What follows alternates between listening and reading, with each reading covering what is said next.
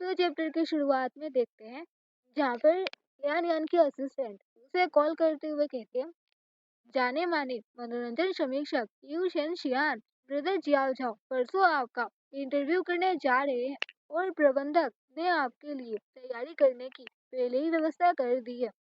तो यान यान उसकी असिस्टेंट से कहता, यू शेन शियान, मुझे याद है कि उनके कॉलम के विषय सभी फिल्म और टेलीविजन नाटकों की सामग्री में संबंधित है। वो मेरा इंटरव्यू क्यों लेना चाहते हैं। यान यान अपने फोन की ओर देखते हुए अपने आप से कहता, सिर्फ इतने जाने माने मनोरंजन समीक्षक मेरा इंटरव्यू क्यों लेना चाहता है। फिर हमें कॉफी हाउस दिखाया जाता। तभी यान यान की असिस्टेंट शेन शियान से, जो यान यान की इंटरव्यू लेने आया होता है, वो कोई और नहीं शुजू था। उससे कहती है, टीचर शेन शियान प्लीज अंदर आओ।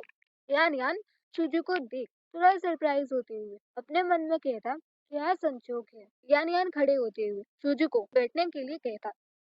शुजू अपना लैपटॉप निकालकर यान यान से कहता, क्या हम अभी से शुरू करें।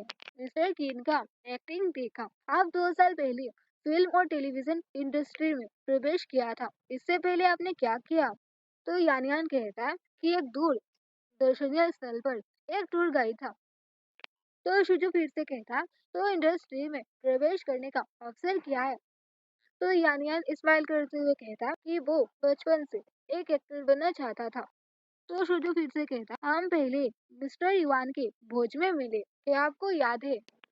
तो यान यान हाँ कहता। तो शुजू टॉन्ट मारते हुए कहता, भोज में मिस्टर ही आपको काफी अटेंशन दिया।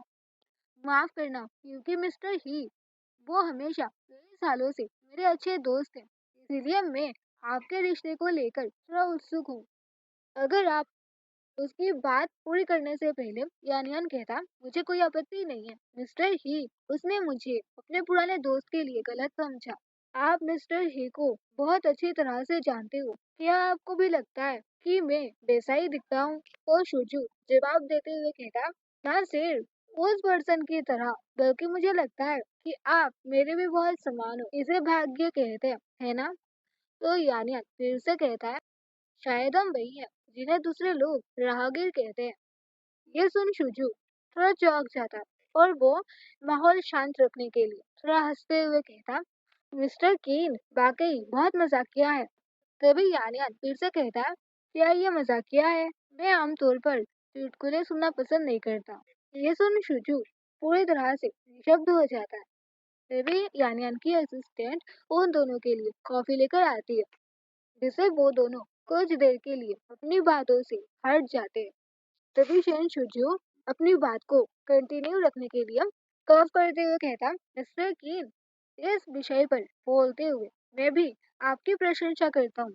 भले ही आप फिल्म और टेलीविजन इंडस्ट्री में नए हो, आपको मिस्टर ही से इतना मजबूत समर्थन मिला है। वो आप उसकी बात पूरी करने से पहले यान यान थोड़ी कोल्ड आवाज में कहता, टीचर शेन शुजू को मिस्टर ही पसंद है।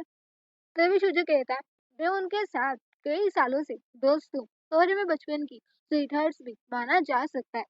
तभी यान यान शुजू को टोंट मारते हुए कहता, ओह मैं देख रहा हूँ कि आज मिस्टर शेन शियान के साथ मेरे इंटरव्यू का सब्जेक्ट मेरा निजी मामला लगता है।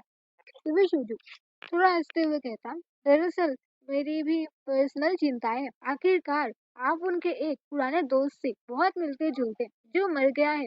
मुझे चिंता है कि उसे धोखा दिया जाएगा। हाँ, मेरा मतलब कुछ और नहीं है, विशुद्ध रूप से अच्छे दोस्त की चिंता से। तभी यान यान थोड़ा उदास होते हुए फिर से कहता, मैंने जियांग लिन को एक कार दुर्घटना में मरने वाले का उल्लेख करते हुए सुना।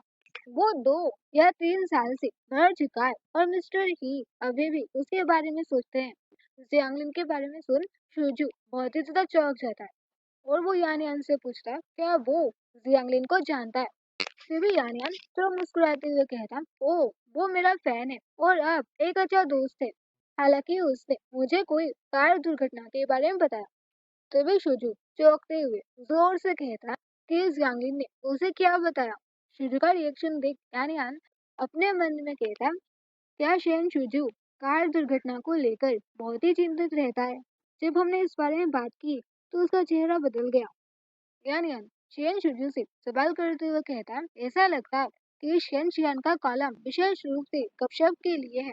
तभी शुजू थोड़ा परेशान होते हुए कहता, ये बातचीत के दौरान सामने आई। मैं बहुत से यंग एक्टर को गलत रास्ते पर जाते देखा है, इसीलिए मैं उन्हें ये याद दिलाना चाहता था। और वो अपने मन में कहता, जियांग लिन ने किन झाओ को कार एक्सीडेंट के बारे में क्यों बताया? यान यान स्माइल करते हुए कहता, आपके रिमाइंडर के लिए थैंक यू टीचर शेनशियान। अगर आप वास्तव में कार दुर्घटना के बारे में कुछ जानना चाहते हो तो मैं आपके लिए जियांग लिन से पूछ सकता हूँ। फिर शुजू जल्दी में कहता, कोई जरूरत नहीं है।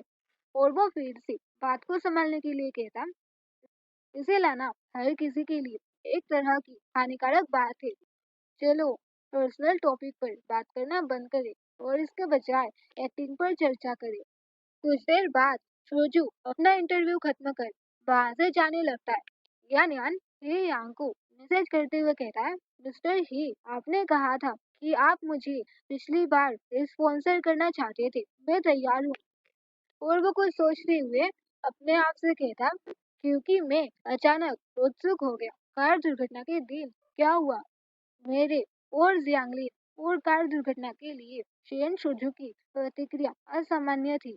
ये एक कार दुर्घटना थी जो उससे असंबंधित थी। भले ही वो ही यांग को पसंद करता हो, उसे इसके बारे में भूल जाना चाहिए। और वो उस कार एक्सीडेंट को याद करते हुए अपने मन में कहता है, उस समय मैंने ही यांग से मदद मांगी, लेकिन उसने फोन का जवाब नहीं दिया। उसे उस कॉल के प्रति द्वेष रखना चाहिए था, लेकिन हमें फिर से मिलने के बाद उसने कभी इसे मेंशन नहीं किया। क्यों? फिर हम यान यान की हाउस देखते हैं, जहाँ पर कोई दरवाजा खटखटाता है। यान यान दरवाजा खोलता है और वो बाहर खड़े ही यांग को अंदर आने के लिए कहता है। ये यांग अंदर आते हुए यान यान से कहता, तुमने अचानक अपना मन क्यों बदल दिया? यान यान ही यांग के लिए कॉफी डालते हुए कहता है, आपने कहा था कि आप मेरी मदद करने के लिए अपने संसाधनों का इस्तेमाल करोगे, तो क्या आप अपना वादा निभा सकते हो?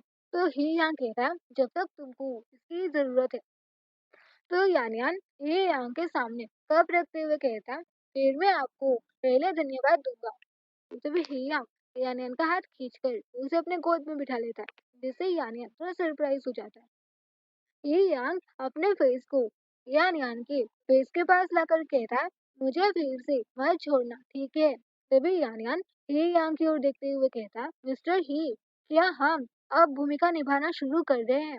क्या आप मुझे पहले अपने दोस्तों के बारे में बता सकते हो ताकि मैं भी खेल सकूं?